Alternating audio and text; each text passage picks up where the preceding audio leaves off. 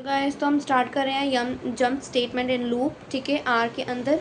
तो ये हमारा सेकंड पार्ट है। मैंने आपको फर्स्ट पार्ट में पहले ही बता चुकी हूँ कंट्रोल स्टेटमेंट्स के बारे में। तो अब हम स्टार्ट करेंगे जंप स्टेटमेंट्स। तो देखिए जंप स्टेटमेंट्स का क्या मतलब है। Terminate the loop at particular iteration.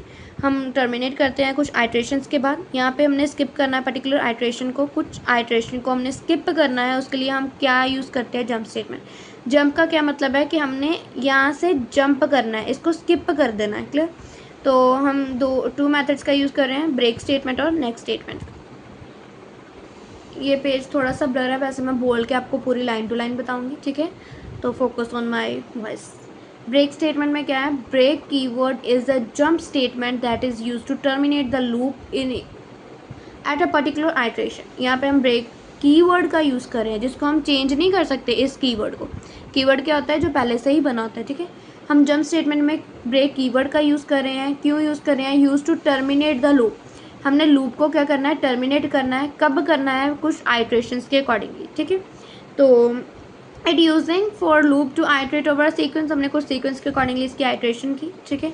तो यहाँ पे देखो हमने इसके सिंटेक्स नहीं, इसकी सीधी एग्जाम्पल ही की है। For value in I ratio 5 कि आई से 1:5 हमने 1 से 5 तक इसकी वैल्यू ली। क्लियर। तो हमने कंडीशन लगाई वैल्यू इक्वल टू 3। या जब हमारे पास इसकी वैल्यू यहाँ पे 3 आएगी, जो भी वैल्यू होगी, अगर वो इक्वल टू 3 होएगी, ठीक है, देन हमने यहाँ पे ब्रेक लगा देनी है, ठीक है। तो प्रिंट करना है हमने वैल्यू को, ठीक है। तो देखो इसकी आउटपुट क्या आएगी, 1 आएगी, 2 आएगी। जब हमारे पास 3 आएगा तो यहाँ पे ब्रेक लग जाएगी, तो आगे ये कंटिन्यू नहीं करेगा। तो इसकी यही एग्जांपल को इन्होंने आगे लिखा है। यहाँ पे हमारे पास next statement, second one. Next statement भी एक जंप स्टेटमेंट है। इसमें हम स्किप कर देते हैं उस पर्टिकुलर आइट्रेशन को, पूरे आगे फर्दर पूरा नहीं स्किप करते, जैसे हमने पिछले में किया था कि 3 के आगे फर्दर हमने पूरा ही ब्रेक लगा दिया। यहाँ पे स्किप पूरा नहीं करना, हमने जस्ट उस आइट्रेशन को ही स्किप करना है। तो देखो आप, use for loop to iterate over sequence, हमने फॉर वैल्यू इन 1:5 यहाँ पे हमने दी इफ़ 3, ओके, वैल्यू जब हमारी कोई भी इक्वल टू 3 होएगी तो देखना है, जब इक्वल टू 3 होएगी तो हमने नेक्स्ट पे जाना है, ठीक है, नेक्स्ट, और प्रिंट करना है उस वैल्यू को। तो हमने 5 तक ही ली है तो 5 तक ही जाएंगे। जब हमारे पास 3 आएगा तो उसको वो क्या करेगा, स्किप करके नेक्स्ट पे चला जाएगा। तो इसके आउटपुट देखो, 1 पे गया तो चला, 2 पे गया तो चला, 3 पे गया, 3 पे यहाँ पे आया तो यहाँ पे उसने क्या किया, इसको स्किप कर दिया, नेक्स्ट पे चला गया, तो 4 आ गया, 5 आ गया। क्लियर। तो नेक्स्ट है वो हमारे पास looping over non vector. Looping over non vector में क्या होता है, यहाँ पे हमने ऑब्जेक्ट्स लेने हैं, जैसे लिस्ट लिया, डेटा फ्रेम लिया, मैट्रिसेस लिया, डिफरेंट टाइप से ही लूप्स की, ठीक है। लूपिंग ओवर नॉन वेक्टर वैसे आता नहीं है। अगर आपको लूप्स पे ऊपर क्वेश्चन आ जाता है तो आप, अगर लेंथ आपकी इतनी नहीं बन रही तो आप इसको एक्सप्लेन कर सकते हो। लूपिंग ओवर लिस्ट आएगा, लूपिंग ओवर डेटा फ्रेम आएगा, लूपिंग ओवर मैट्रिक्स आएगा, लूपिंग अप्लाई फंक्शन आएगा, ठीक है। तो सबसे पहले है लूपिंग ओवर लिस्ट। लिस्ट के ऊपर हम कैसे कर सकते हैं लूपिंग को, आइट्रेट ओवर इट्स एलिमेंट के ऊपर लगाएंगे, ठीक है। मैंने सबसे पहले एक लिस्ट क्रिएट की, उसकी A1 आ गया, B2 एंड C3, उसको मैंने डाल दिया माई लिस्ट वेरिएबल के अंदर। और फोर लूप को मैंने यूज़ किया बिकॉज हमने यहाँ पे क्या करना है, लूपिंग यूज़ करनी है। For loop item in my list, मैंने आइटम का यूज़ किया जो भी मेरे लिस्ट में थी, तो प्रिंट कर दिया उस आइटम को। ऐसा ही था ना वैल्यू वाला, ठीक है।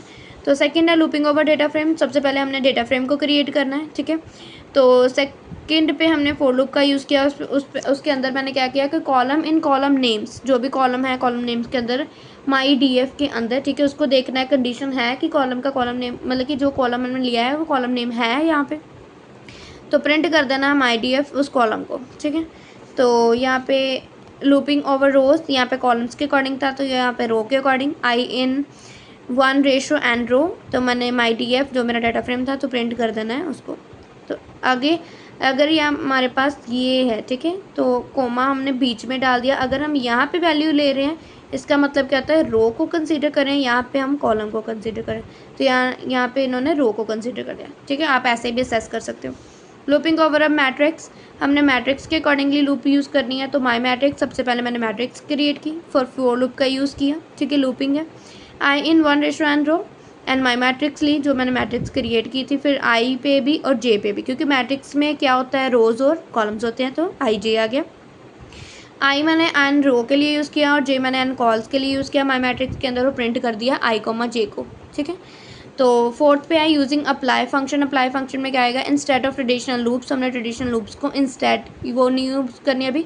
L apply, S apply, N apply का यूज़ करना है, एन अप्लाई, एम अप्लाई का यूज़ करना है। तो हम लिस्ट पे भी, मैट्रिसेस पे भी और डाटा फ्रेम्स पे भी यूज़ कर सकते हैं। इसका मैंने फर्दर आगे नहीं किया। तो इतना ही था, ठीक है। Thank you.